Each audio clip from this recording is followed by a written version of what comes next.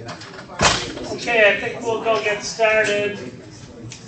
Welcome everybody to the defense seminar of Froylan Sosa. This is a big day for any PhD student. Today he finally finishes, he or she finishes all of work required to obtain a PhD degree, especially here at the University of Florida. We have high expectations for our students. So today represents the culmination of 4 years work, or more than 4 years work for Froylan Sosa. I'm not going to take much time, but I just wanted to show a few slides. I think everybody here probably knows Froylan. He's a native of Mexico, from Veracruz on the Gulf of Mexico. He comes from a town called Coyuta, which is on the outskirts of Veracruz. Did I say it wrong? No, that's correct. Gracias. And following his primary and secondary school education, he attended the National Autonomous University, UNAM, which I think is the largest university in the world based on student enrollment, over 200,000 students. They have daytime and nighttime shifts for undergrads. That's the library, which has got this very famous mural by Diego Rivera on the side of it. So Froylan obtained his veterinary degree from UNAM in 2017. He then came to the United States, did an internship with Julio Giordano at Cornell University, and he wrote me, and I had funding for a PhD student.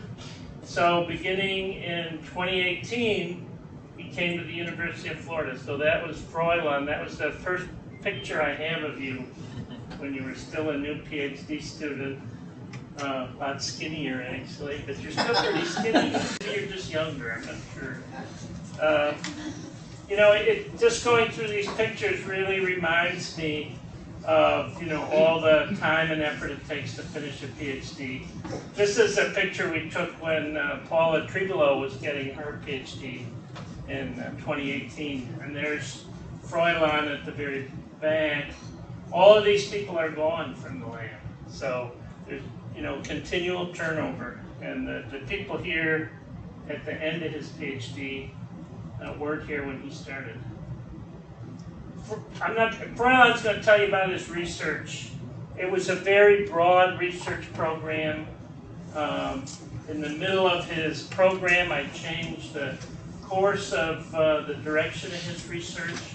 So Froylan obtained a lot of different experiences, both in the lab and at the farm.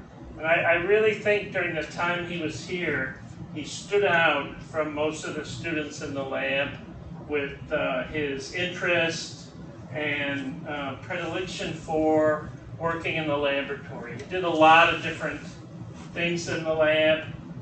He became our expert cryopreserver, which he probably ended up regretting, because every time we had to freeze embryos, we expected Froylan to do it. We got probably the highest pregnancy rates we've ever gotten with vitrified embryos. He learned a lot, I think, from Yao Zhao. Bill Thatcher, gonna have to wait.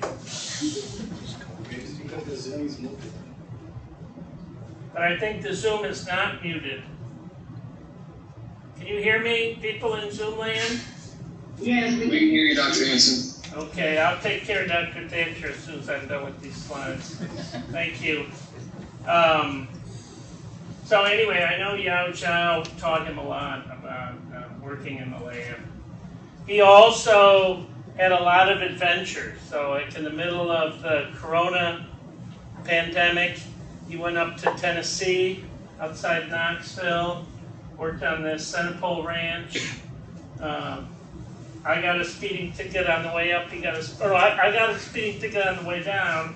He got a speeding ticket on the way up. So that was exciting. You're going to see some of the data he collected from here. This is the owner of the Centipole farm, Mark Sanders, who actually helped us a lot setting up all of the equipment to obtain the ruminal temperatures from his cattle.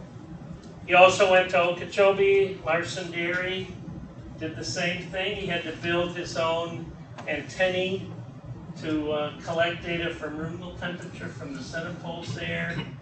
This is him working at Larson Dairy with Colleen Larson. He also went to the University of Missouri for a period of about 2 weeks towards the end of his PhD program. So he worked with Sophia Ortega, who's here today. Thank you, Sophia, for hosting Froylan, and also with Kehoe Lee and a bunch of graduate students at Missouri, who I'm very grateful to you people for helping Froylan.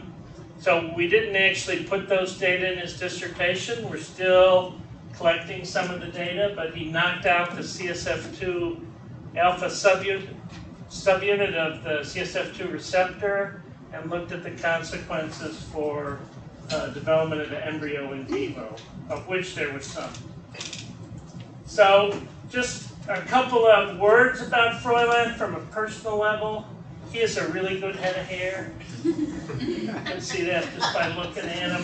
Very thick, very black, very long. And so I enrolled him in the luxuriant flowing hair club for scientists. Subsequently, John Cole joined it. Eduardo Rodriguez here in Florida joined it. And you can see in the statement that's placed on the website of this prestigious organization, he's interested in reproductive physiology and thermal physiology. Most of his current research focuses on a dairy cattle possessing the SLIC mutation and the prolactin receptor. The mutation causes cattle to develop a short, sleek hair coat that would lead to permanent disqualification from the luxuriant flowing hair club for dairy cattle, if such an organization existed. So he has a pretty good head of hair. He also likes the color black. He likes to wear dark clothes. Almost every photograph I have of him, he's either in purple, when he's feeling happy, I guess, or black. There he is. He's got a black bib overall for working at the farm. There he is. This was an extremely hot day in Okeechobee. He's in his black shirt. Here he is at the bar with Liz Janneman in his black shirt. So I was worried about him. What is going to happen to him when he goes to Kansas University Medical Center? It's going to be a big change for him working in a biomedical environment as compared to an animal science environment. You have to wear a lab coat every day, and they're usually white. So we want you a black lab coat. So we want you to feel comfortable at Kansas University. So don't wear this outside, but there you go. Thank you.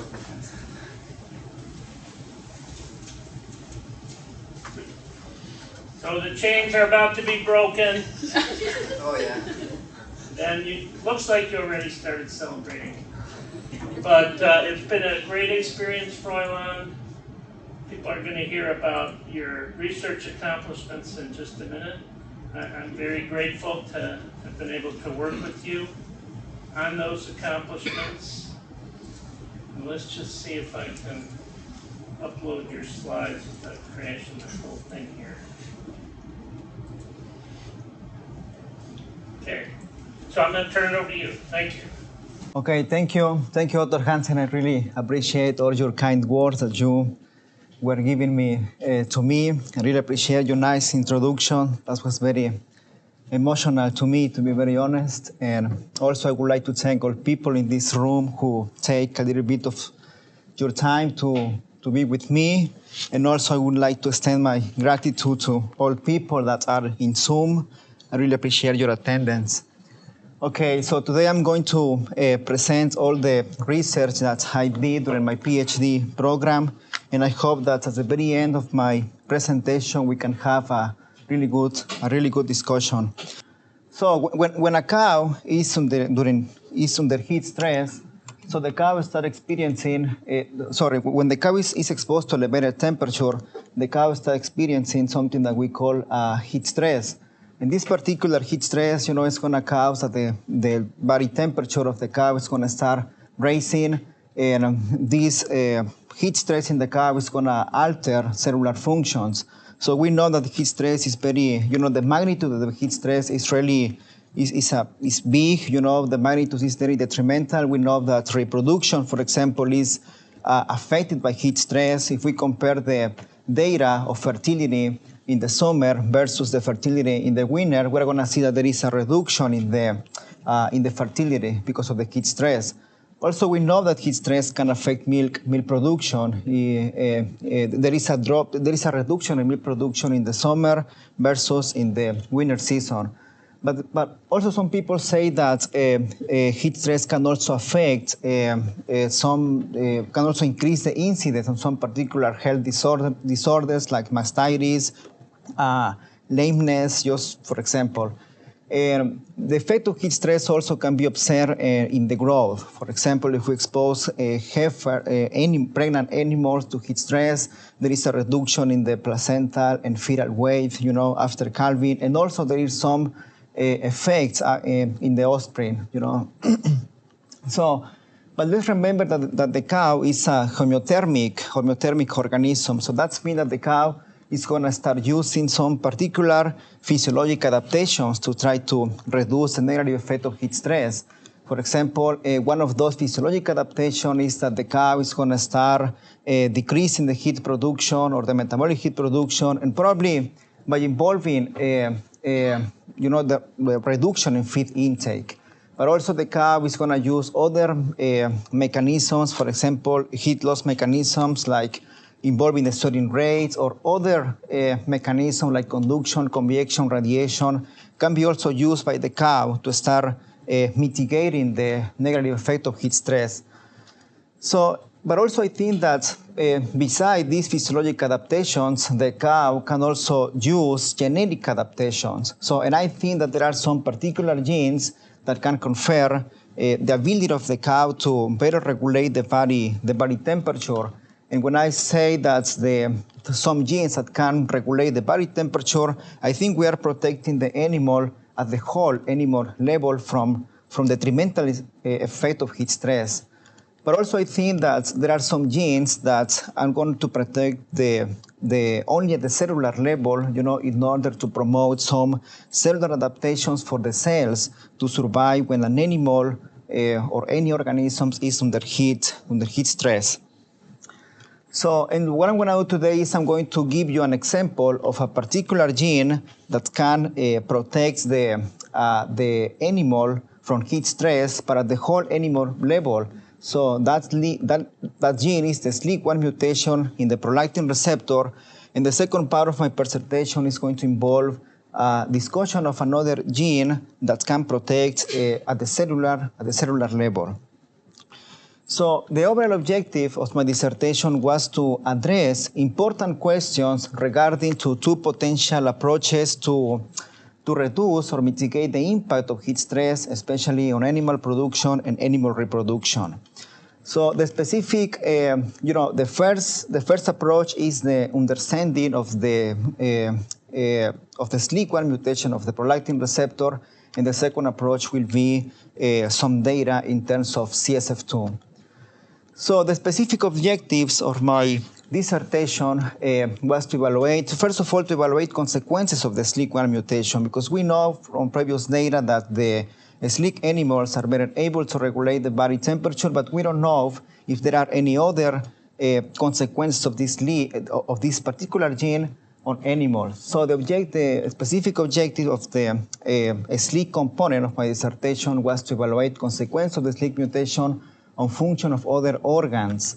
So in the first chapter of my dissertation, we examine whether the SLIC1 mutation causes changes in sweat gland structure and also in function. In the second chapter of my dissertation, we evaluated differences in liver due to the SLIC mutation. In the last chapter of this SLIC component of my dissertation, So we evaluated the effect of the SLEEK mutation on survivals of embryos and fetus. And then the second component of my dissertation, the main objective was to evaluate if we can make embryos more resistant, especially to elevated temperature or heat stress, by using some cell survival factors that we can add in the embryo culture media to promote the competence of the embryos. So, and I'm talking about the codon stimulating factor 2 or CSF2. In the chapter number 4, we investigated whether CSF2 can protect embryos from elevated temperature, especially at the 2-cell embryonic stage. Why? Because this is the stage when the embryo is very susceptible to elevated temperature. And this has been shown either in vivo and also in vitro. So the last chapter of my dissertation was to evaluate whether CSF2 would protect embryos from another type of stress, the stress associated to cryopreservation. And I'm going to start with the SLEEK mutation of the prolactin receptor. So the question is, what is the SLEEK mutation? So the SLEEK mutation is a mutation in the prolactin receptor that causes the animals to have a very short hair coat phenotype, something that we call the SLEEK phenotype. And this particular phenotype is going to be present in animals that are heterozygous and also in animals that are homozygous for the mutation. So in here I'm just showing some representative images of how the animals, how a SLEEK animal looks like. For example, here in the right side, I guess this, you can see that this animal is displaying a SLEEK phenotype as compared to this another animal, which is a wild type animal. You can see that the hair is longer as compared to another animal.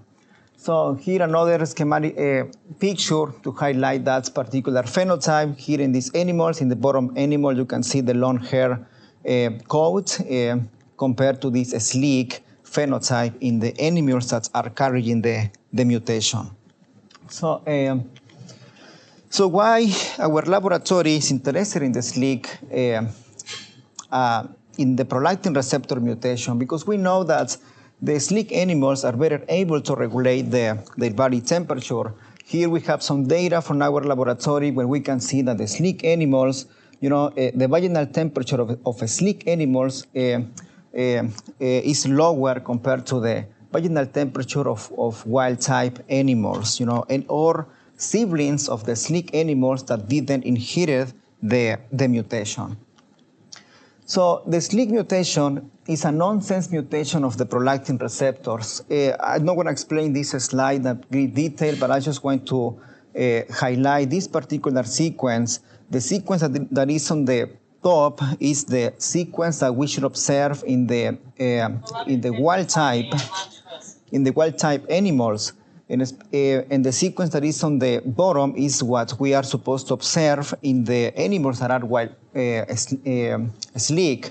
We can see that here, for example, in this particular codon, the GCT, and if we compare with the SLEEK animals, there is a gap here. So there is the cytosine is absent in the sequence, and then the codon will become GTT, and then the next codon will be TAA. So that particular codon, the TAA, is really important because this is a stop codon. In other words, the mutation in the prolactin receptor is an introduction of a premature stop codon that results in a truncated version of the prolactin receptor protein compared with the prolactin receptor protein in wild type animals.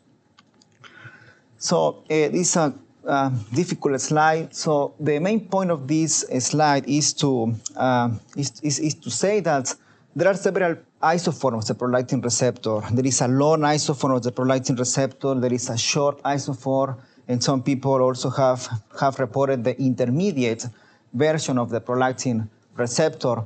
And those isoforms can interact each other, can dimerize, to do something that is called like dimerization.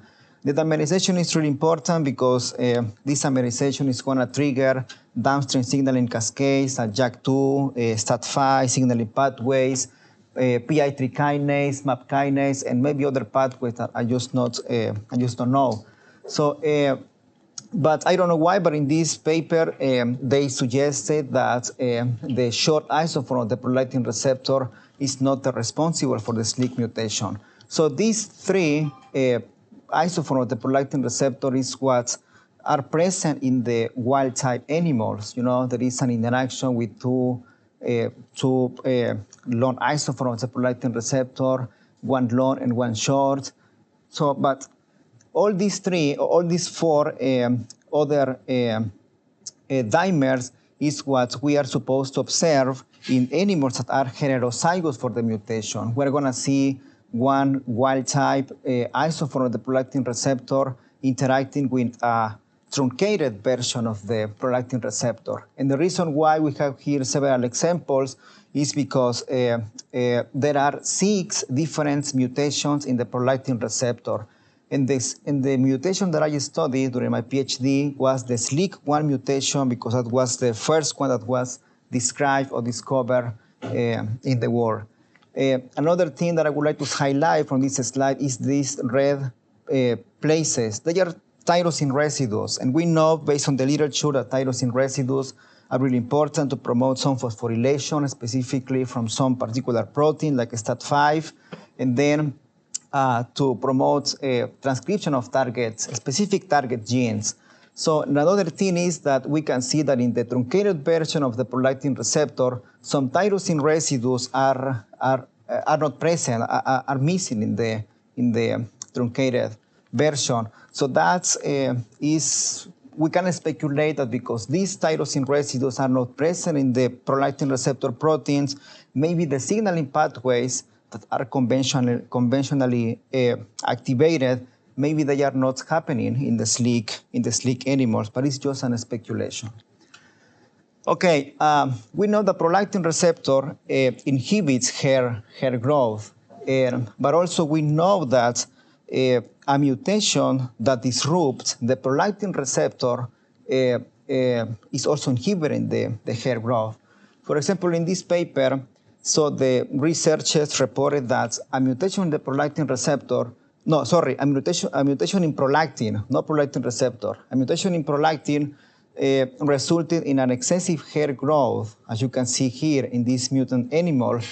And I think that because the prolactin was mutated, prolactin wasn't able to promote some signaling cascades to inhibit the hair growth.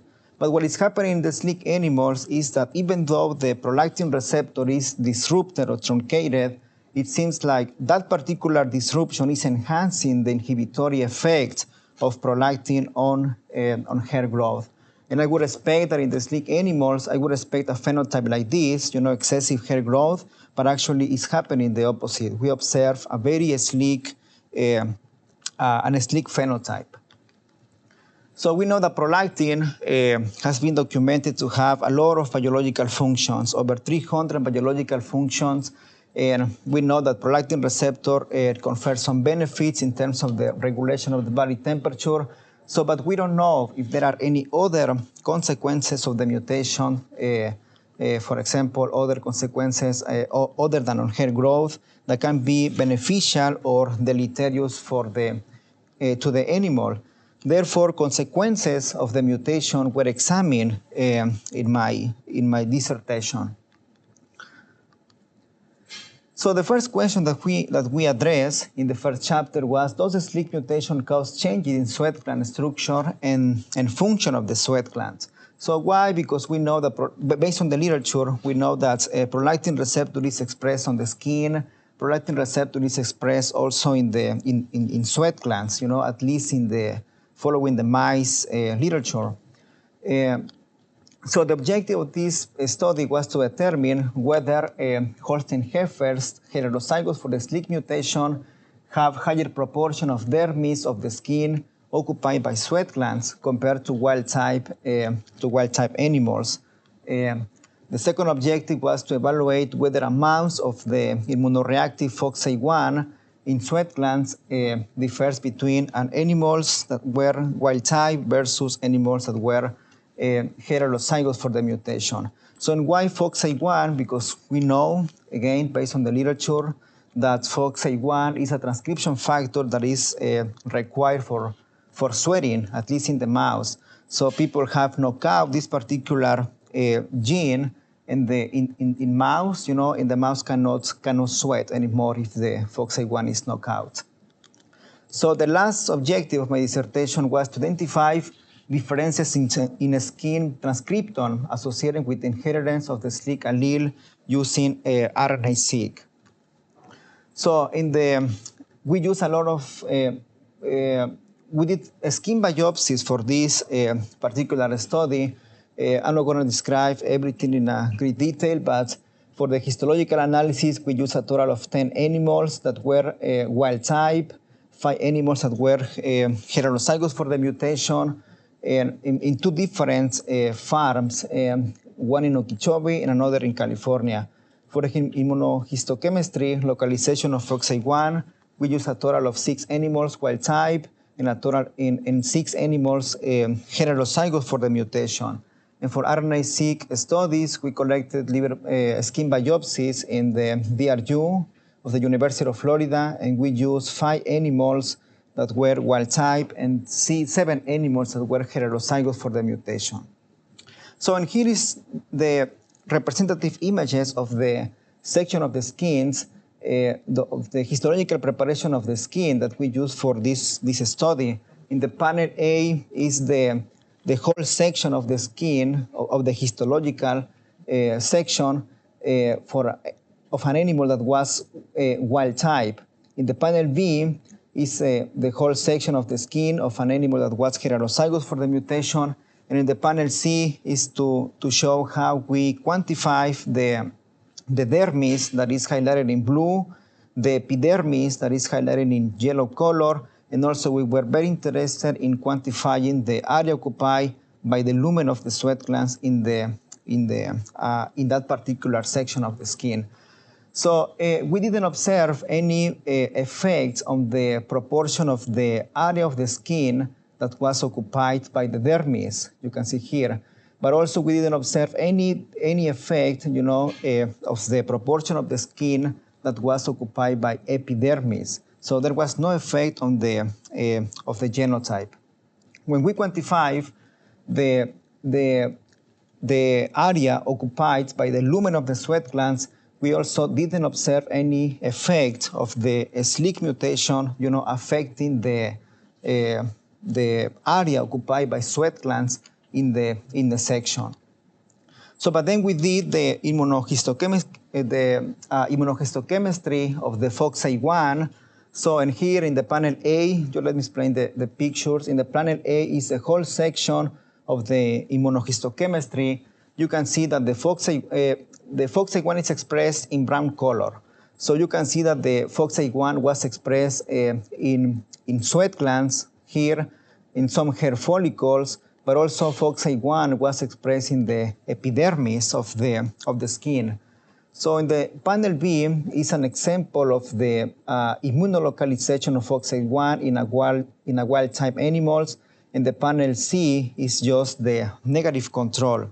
The panel D is representing the immunolocalization of FOXA1, and the panel E is the negative control in SLEEK animals.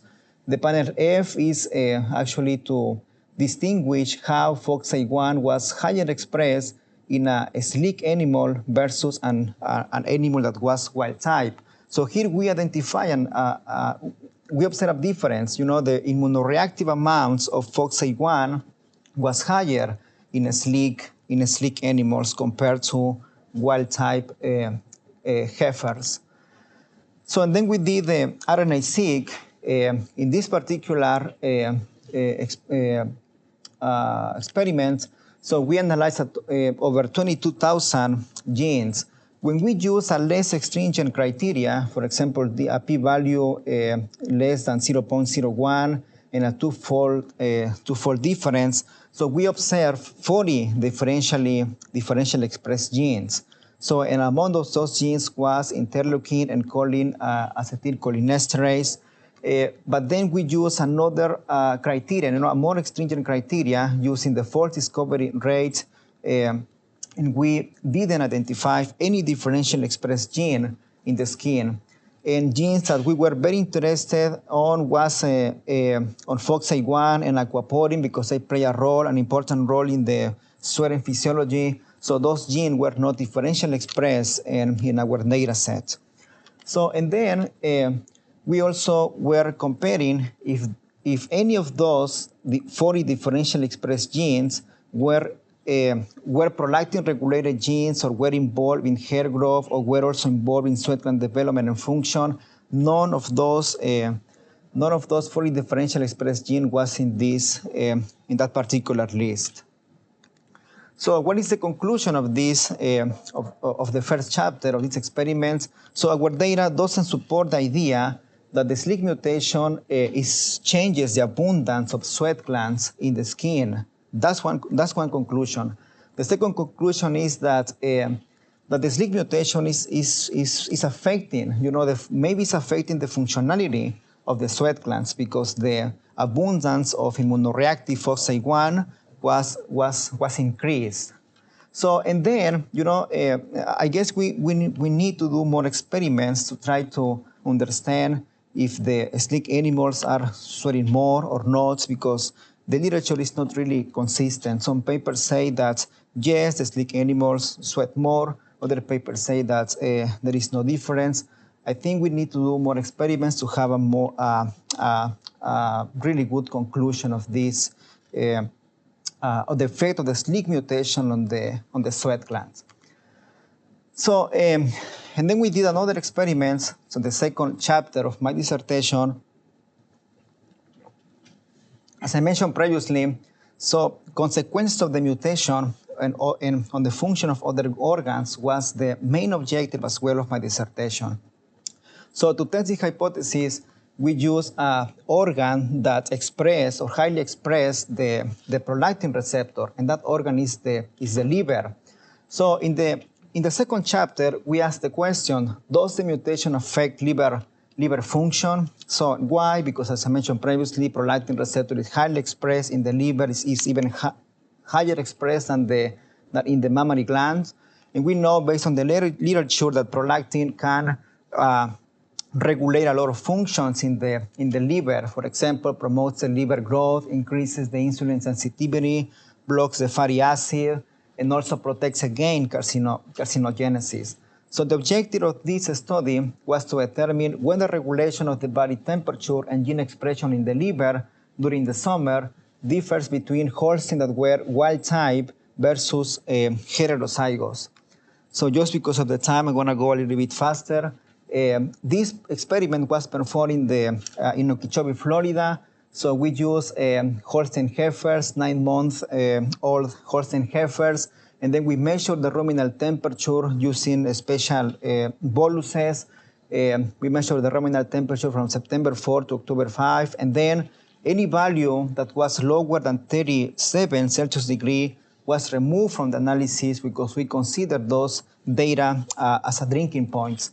And then with the help of Dr. Santos, we collected liver biopsies on September 17, actually it's 2020, for RNA-seq studies. And before the experiment was started, all animals were genotyped by using the protocol that was developed in our lab. And then we used a total of 8 animals, wild type, and 10 animals that were heterozygous for the mutation. So here is the results that we have. In the top panel is the ruminal temperature, and in the bottom panel is the temperature humidity index.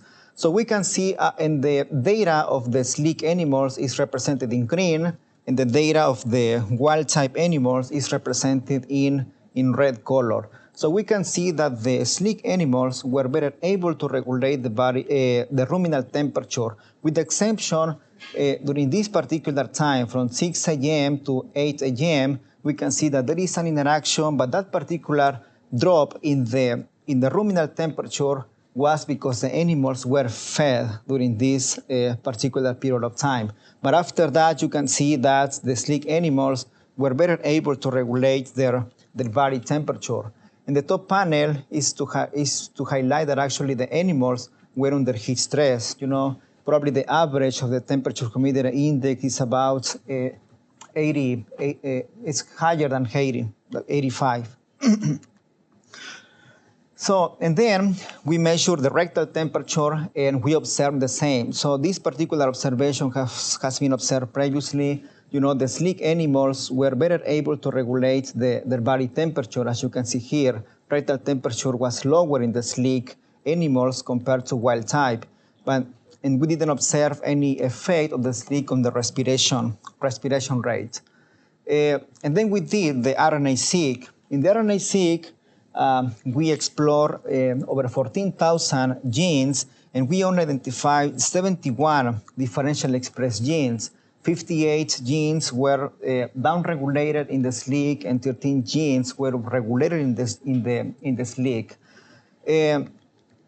Something that I would like to highlight is that we did the ingenuity pathway analysis of these 71 differentially expressed genes. And we identified the downregulation of some transcription factors, and those transcription factors were causing, for example, the activation of organismal deaths, or were predicted to inhibit some functions related to proliferation of lymphatic system cells, or the inhibition of activation of leukocytes. So we also did the gene set enrichment analysis to determine if any class of the whole genes in our data set was overrepresented in the data set. So when we did this particular analysis, we identified that a lot of pathways that were related to amino acid, fatty acid metabolisms actually were activated in the sleek animals. But also other pathways, and the pathways that were related to immune function were suppressed in the sleek animals. Oh. So, and then we asked a second question in this chapter. So, do heterozygous animals differ from the homozygous animals? So the objective of this experiment was to determine whether the regulation of the body temperature and global gene expression in the liver during the summer differs between Senepol cattle that were heterozygous versus homozygous for the mutation. The experiment was performed similar as compared to the previous one, but here we used Senepol cattle. We also measured the ruminal temperature from August 4 to September 21st. And then we measured the rectal temperature. And also we collected liver tissue for RNA-seq studies. And again, the animals were genotyped for the experiment. And we used a total of 6 animals heterozygous and 10 animals that were homozygous for the mutation. So here is the data of the ruminal temperature. In the x-axis, you can see the time, and the y-axis is the ruminal temperature. The heterozygous for the sleek is in green, and the homozygous for the sleek is in blue. So we can see that there was no difference in terms of the regulation of the ruminal temperature between an animal that is homozygous versus an animal that is heterozygous. And then we did the RNA-seq study. So here we analyzed over 23,000 genes, and we only identified one differentially expressed gene in the data set. That gene was myoglobin. And shown here is the heat map of the top 500 variance genes. You can see that a lot of animals, all these animals are displaying the same pattern in terms of the gene expression of these 500 genes. But you can see here that there are 2 animals, this one and this another one, that they are displaying a different transcriptome profile, in the global gene expression in the liver. So we consider those 2 animals as outliers, and we remove those animals from the analysis, and then we reanalyzed the data, and we identify exactly the same. Just one differentially expressed gene, and the gene was exactly the same, the myoglobin. So I don't know too much about myoglobin. The only thing, this is just based on the literature. We know that myoglobin plays a role in the oxygen binding globin, helps in the transport of oxygen from the membrane, from the cellular membrane to the mitochondria, maybe to do something related to the ATP. But we were checking the literature, and we didn't find any role of prolactin on myoglobin. So this table is to summarize what we observe in the study versus what the literature say. For example, we know that biotransformation is enhanced by prolactin.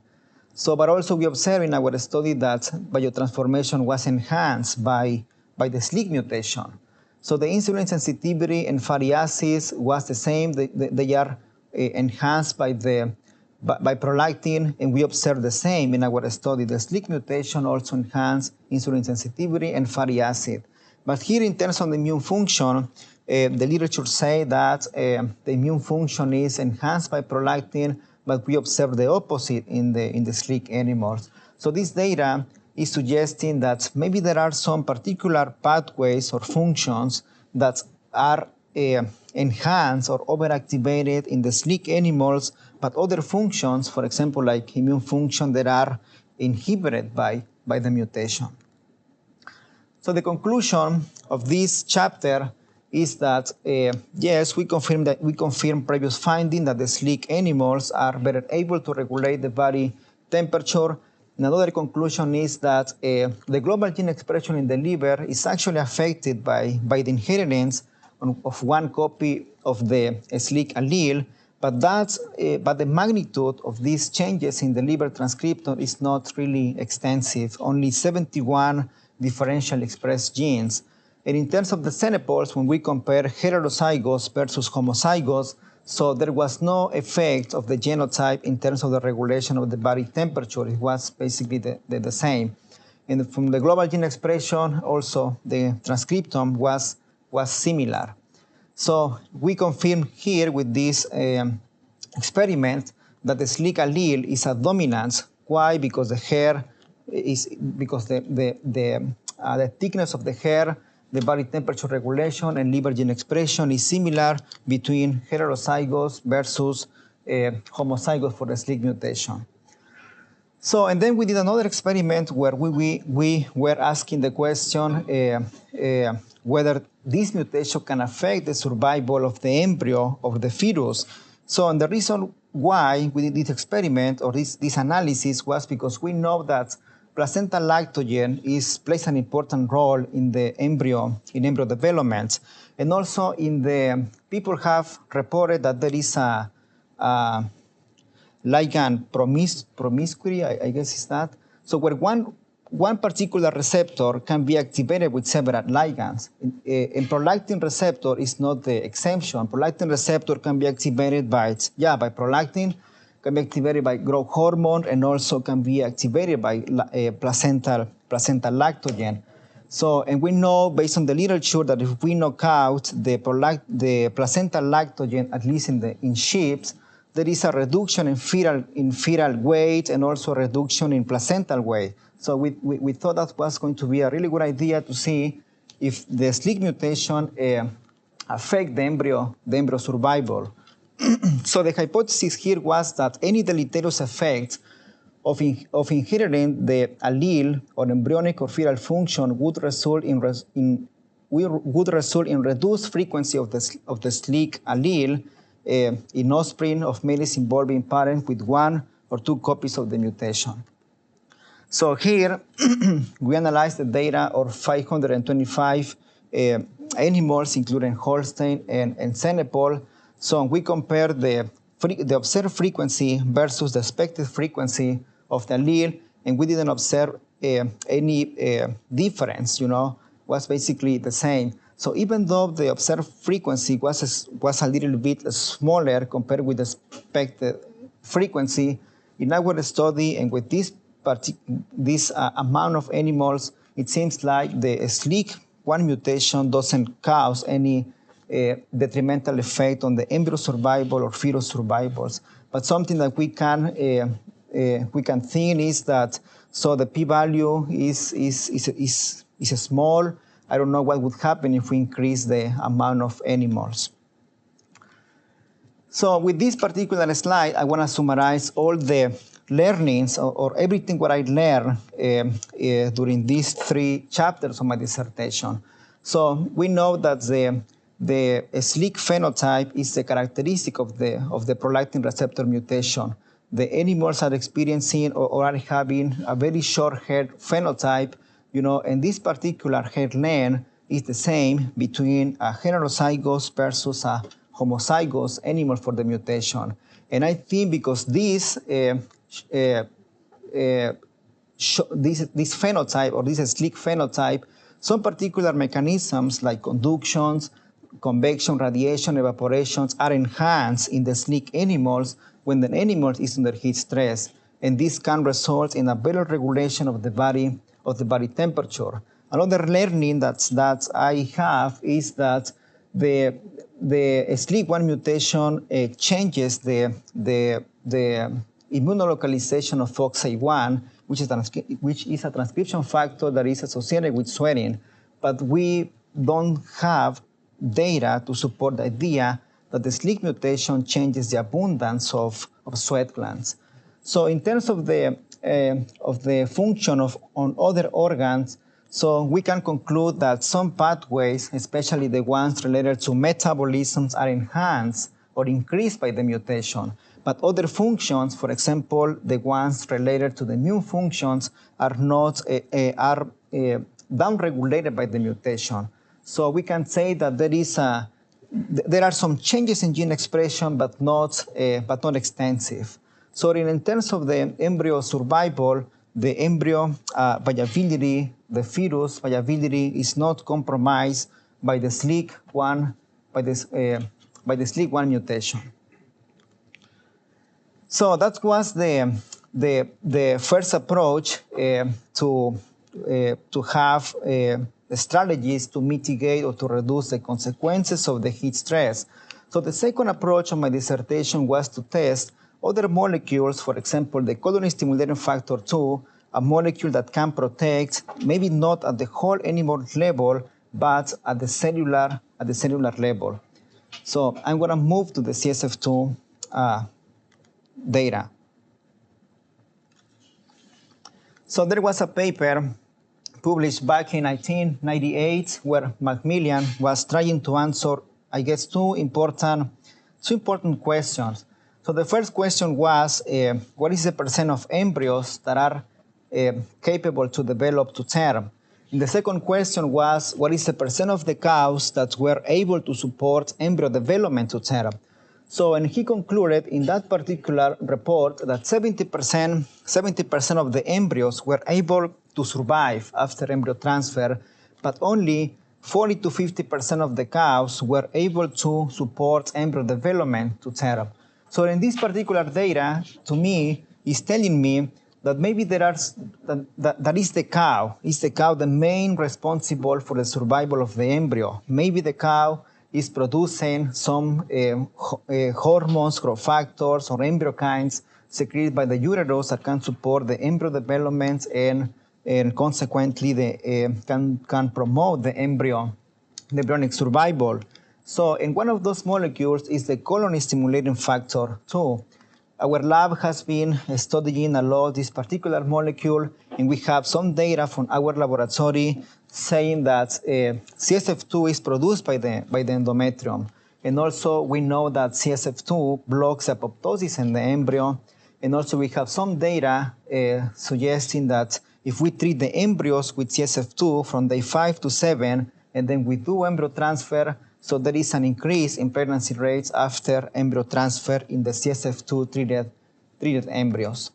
So in this particular study from our laboratory, here the embryos were produced from oocytes collected by OPU. They were mature, fertilized, and cultured in vitro.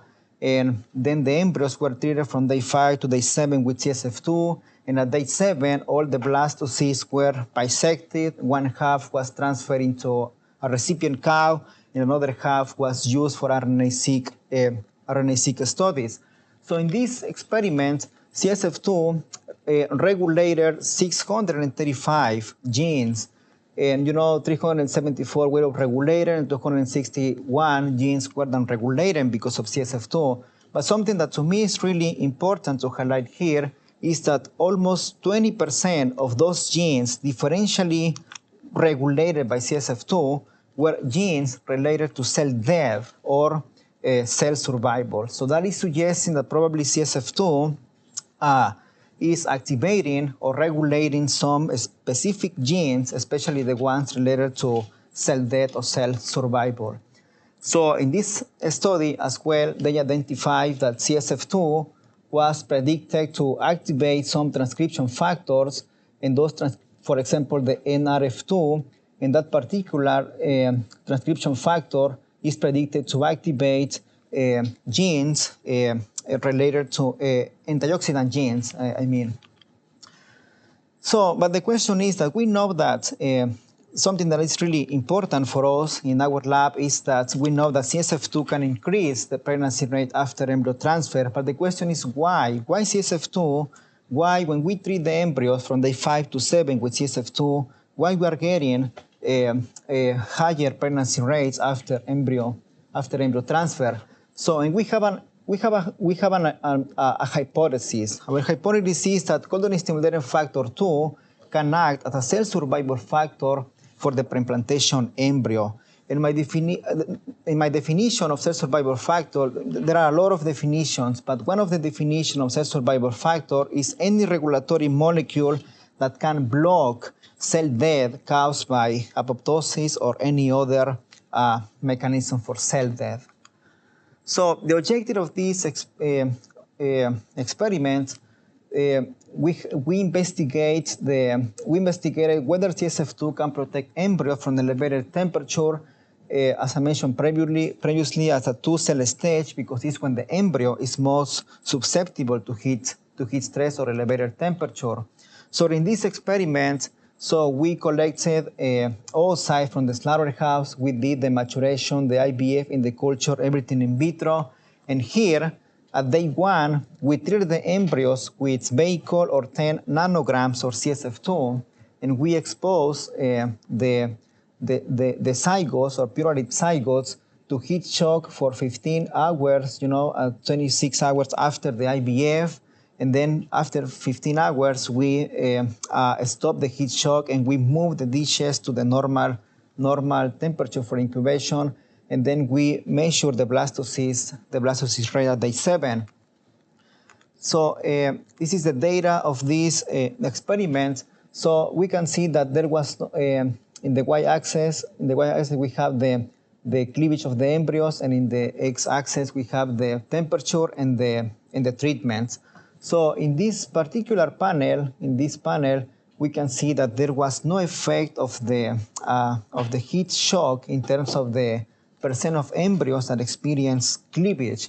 So when we observe or when we look at the blastocysts based on the number of zygotes that we place in the drop, we can see that the temperature is actually affecting the blastocyst development. So if we heat shock the zygotes, that's going to compromise the embryo development. But if we observe here in the vehicle treatment, the blastocyst rate in the vehicle at 38.5 is about 30, but we can see that in the 41 treatment, there is a reduction in embryo development, and that reduction is significant.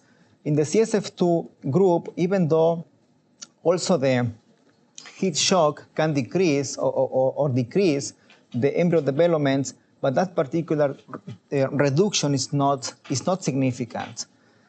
So, and then we observe the percent of blastocysts based on the embryos that cleave. So, and we observe the same, CSF2, in the CSF2 group, the reduction in the blastocyst development, there was a reduction, but that was not significant compared to the reduction in the vehicle group. So in other words, the CSF2 can protect the embryo developmental competence of zygotes to become a blastocyst when the zygotes were exposed to heat shock or elevated temperature. So, and then we did another experiment, is kind of similar, but the only difference is that we treated the embryos, the day 5 embryos, with Bacol and CSF2, and then also we did a 2x2 factorial experimental design, and we did the heat shock for 15 hours, and then we measured the blastocyst rate in these experiments. So you can see here that there is no effect of the temperature. So if we heat shock morulas or day 5 embryos, so that doesn't compromise the embryo development. So this is a finding. This is a finding that other people have shown. That the morula or the day 5 embryo is more resistant to elevated temperature. So, and then we did another experiment. In the last chapter, we did another experiment where the objective here was to evaluate whether CSF2 would protect embryos from another type of stress, the stress that is associated to cryopreservation. So in this particular experiment, just because of the time, I'm gonna explain it faster. So we did the IBM, the IVF in the embryo culture, everything in vitro. From day 5 to 7, the embryos were treated with CSF2, and then at day 7, all blastocysts were harvested and were vitrified. And then after the vitrification, the embryos were warped and they were cultured for 72 hours. And we measured the ability of the embryo to reestablish the blastocyst, something that we call the re-expansion, and also the hatching of the embryo at 24 hours, 48, and 72 hours after the thawing or warming. So this is the data in the panel A. This is the expansion data, and the panel B is the hatching data. So we can see that in the CSF2 is in red color and the Bacol is in green color. So we can see here that by 24 hours, the re-expansion was the same in the embryos that were treated with CSF2 versus Bacol. But by 48 hours and by 72 hours, we can see that the re-expansion was higher in the CSF2 embryos, even though there is a reduction in the re-expansion by 48 hours. The reduction is less pronounced in the CSF2 group, and that particular difference is actually significant. So another way to explore this data is by analyzing the proportion of re-expanded blastocysts, the proportion of embryos that were re-expanded at 24 hours and then were collapsed by 72 hours. We can see here that in the Bacol group, more embryos collapse by 72 hours compared to the CSF2 embryos. So I forgot to put another model. So, but the final conclusion of this experiment is to demonstrate that CSF2 can protect embryos especially when we expose the zygotes to heat shock or elevated temperature. But something that we have to keep in mind is that even though CSF2 can protect the zygotes from the elevated temperature, or I should say 2-cell embryos can protect from the elevated temperature, we have to remember that during this particular time, the embryo is not transcriptional, is transcriptionally inactive. So I guess we don't know exactly what is the mechanism by which CSF2 is protecting the embryo. I guess it has to be a transcription-independent mechanisms, I guess. But when we treat the embryos with CSF2 by the morular stage and we expose those embryos to elevated temperature, so the embryo is more resistant to heat shock. And I think we have to do more experiments to evaluate whether CSF2 can protect the embryo from the elevated temperature at this particular embryonic stage, day 5, for example. So, and another conclusion that we have is that when we expose blastocysts to another type of stress, for example, the cryopreservation stress, so we observe that CSF2 can increase the ability of the embryo or the blastocyst to re-expand, to recover its normal shape, like an embryo. And I guess here we have to remember that during this particular time, the embryo is already active in terms of transcription, and maybe CSF2 can regulate genes associated to apoptosis. Maybe CSF2 can regulate some genes related to DNA repair or to block specific pathways in the apoptosis pathways. I don't know, but it's something that we can explore further. So, and with that, I would like to say thank you. I'm going to show some particular pictures just to recognize a lot of people that helped me during this particular PhD. I want to thank especially my major professor, Dr. Hansen. Here we are smoking in the, I guess was in Cocoa Beach. So I also want to recognize all the past people from my laboratory. When I joined the lab, here we can see Jean, Laura, Eliab, Liz, a lot of people that I have to thank. Also, I would like to extend my gratitude to the present people in my laboratory, new people like Lainey, like Tatiani, Camila, Queen is not in the picture, but new people. So I want to thank also Dr. Hansen was mentioning previously, the Sofia Ortega lab, all her grad students that helped me at the University of Florida for a project that is not, I didn't show any data, but I want to recognize all her help during this process. Also, Kiho Lee Laboratory that also helped me with the knockout of the CSF2 receptor in the embryo. A lot of people to thank here. Mark, who provided us the animal for an experiment that we did in Tennessee, and also Dr. Santos, who helped us in the collection of liver tissue when I was doing my experiments in Holston and also in St. Paul Carroll. So I want to thank also my friend, one of my best friends, Usman. Here we are celebrating after I passed my qualifying, I guess last year. Here again with Usman, one of our trips.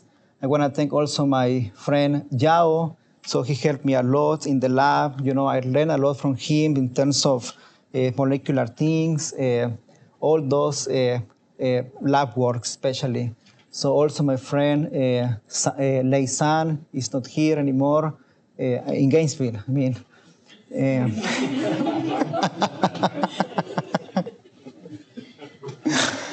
yeah, and also I would like to thank some people that I have met here in Gainesville. My friend Mastro is not here. Maybe he's in Zoom, but he has been a really good friend of mine. And of course, another friend, Mohammed Salim, that also, he's in Pakistan right now, in one of our trips that we really enjoyed. So there are a lot of people I have to thank. I'm really apologize if I'm not including any other people, but there is a lot of people. And with that, I would like to say thank you. And if there is any questions, I'm happy to take. Oh, sorry, I'm forgetting. Also my PhD committee. So Dr. Jeremy Block, Dr. Bromfield, Dr. Mario Binelli, Dr. Joe Abitar. I'm really thankful with all his comments, suggestions to improve my PhD program. And I'm happy to take any questions. Thank you.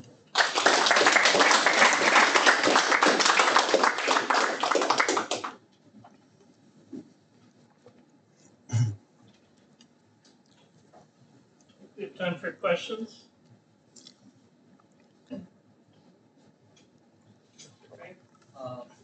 So what, I saw you're standing on box A1 in your sample. So what that structure is, I saw is the circular thing.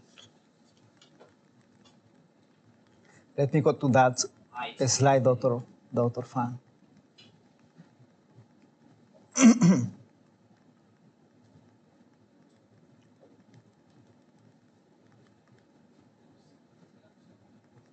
one, yeah, here. This one? Yeah, Oh, yeah, that's a sweat gland. that's sweet gland. That is a sweat gland. You know, this is the whole section of the skin. So this top section is the epidermis.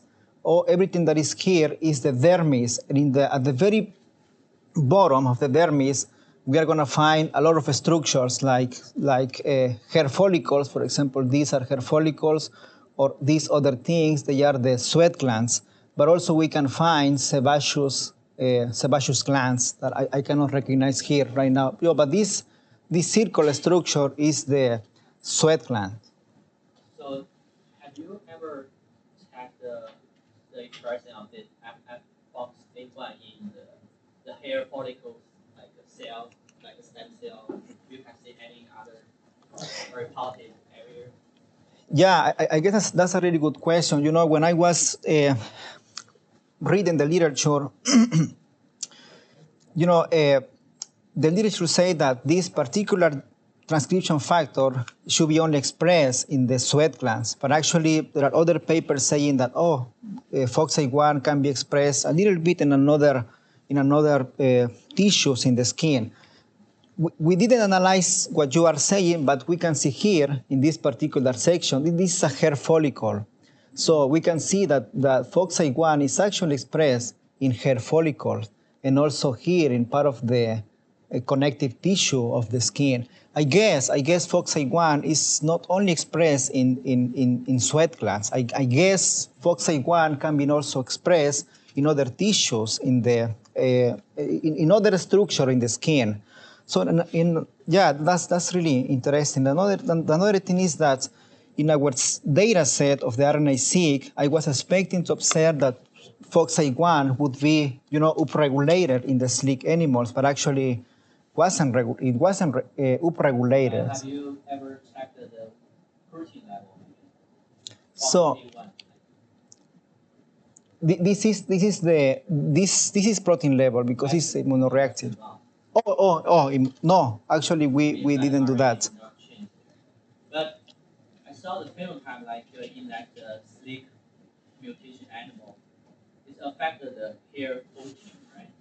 Then it looked like, from my opinion, this mutation affect the hair growth, based on maybe contribute from the stem cell level. So they generate more the hair genesis, yeah.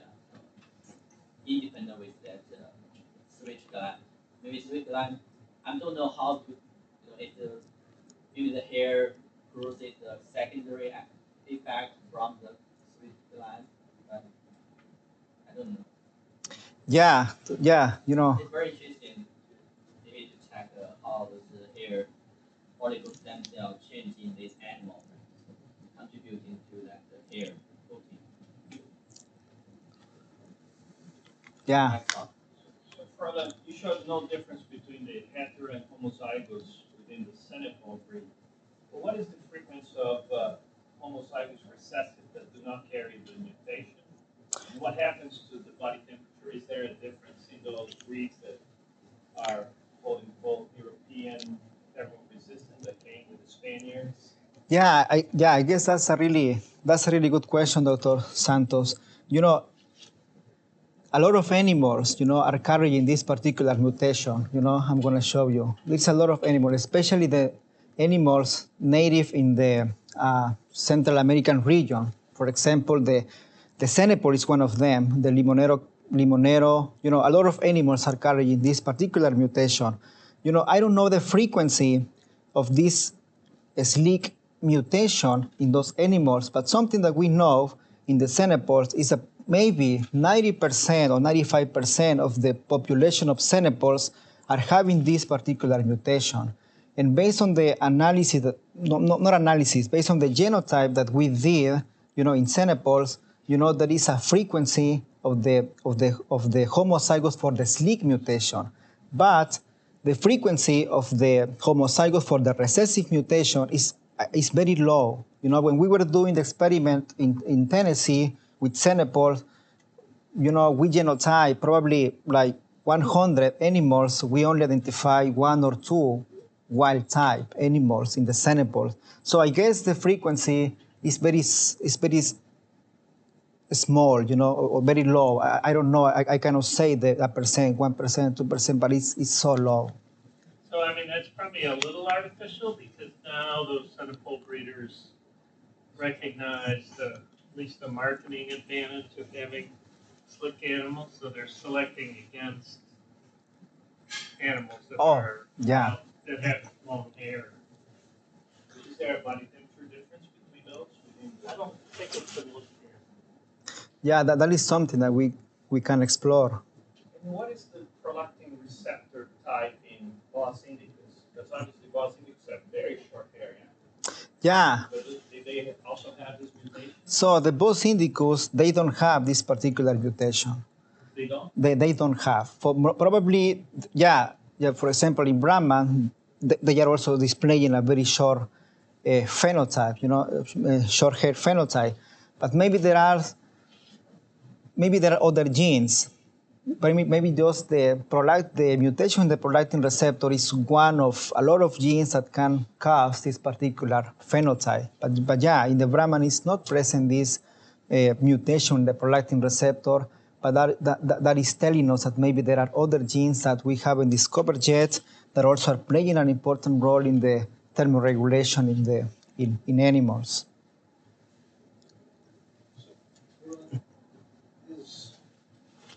Is there any difference in the ability of prolactin to bind this receptor based on either the short or long form or the mutation itself?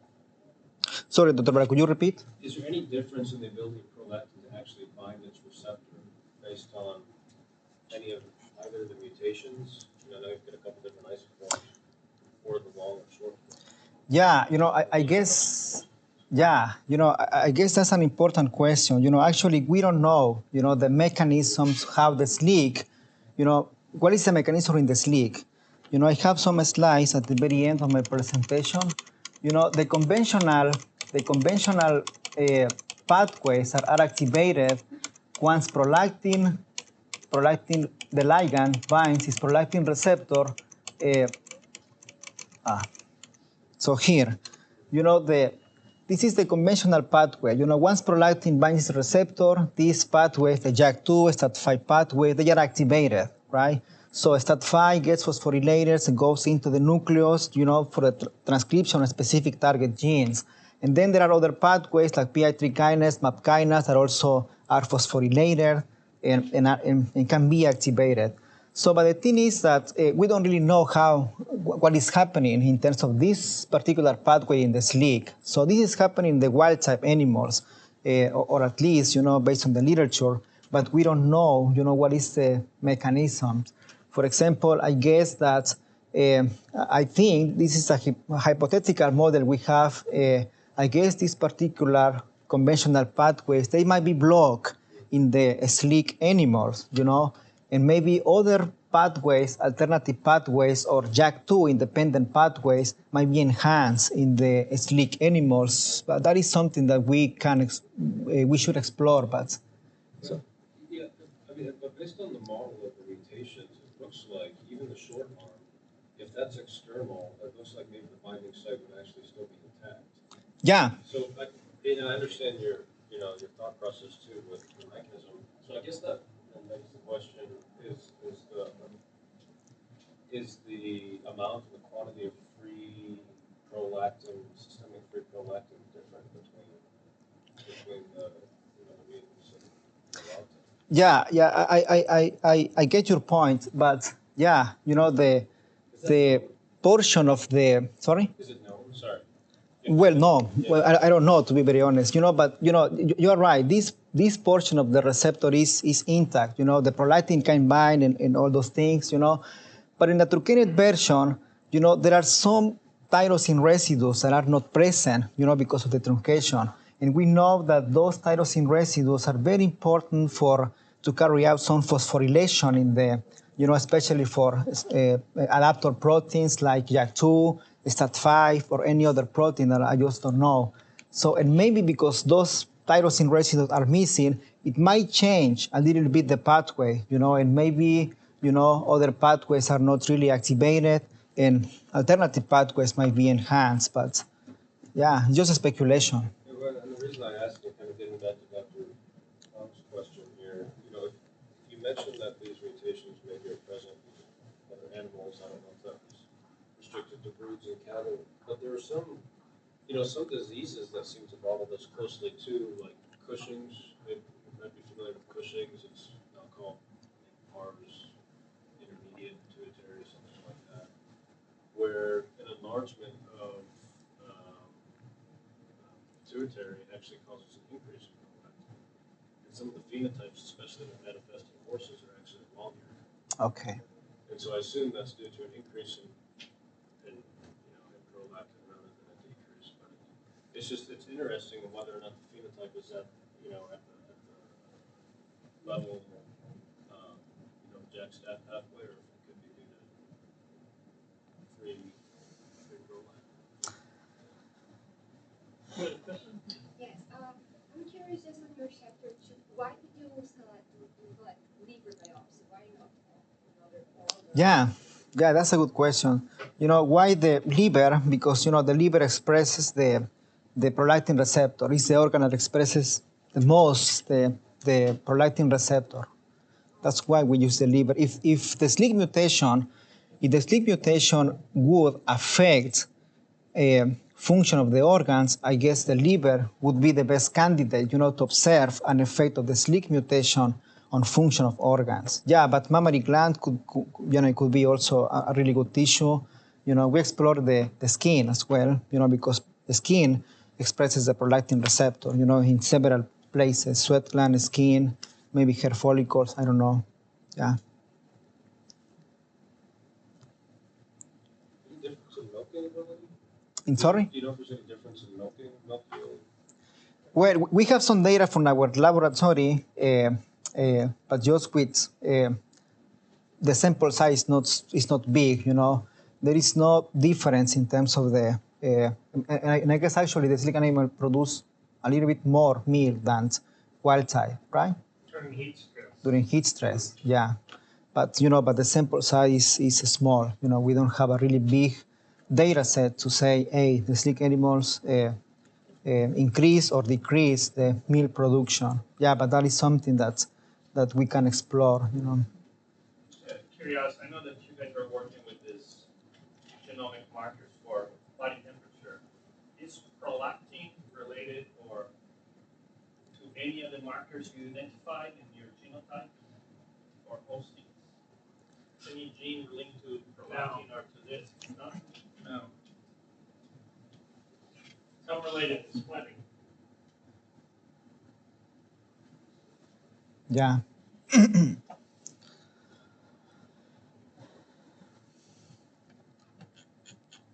Other questions? Okay, Froylan. Hey, Froylan, I threw one in the chat, but I think you mentioned that there was differences between the slick animals and wild type with immune genes expression. Have you noticed any disease or infection? Like, are the slick animals more susceptible to disease infection compared to wild type? So actually, we don't have so far any data, in terms of the health of the animals. So I cannot answer that question, because we just don't have any data, that can reveal that, hey, the sleek animals are more susceptible to some particular health disorders. So we don't have data for that, but I think it's also something that we can explore. Yeah, sorry. Any other questions from people in Zoom? I'm sorry, I lost track, actually. Here's a question from Daniel. Great job. You have a wonderful major professor. I just asked that question. Okay, sorry. Other questions? Okay, thanks very much.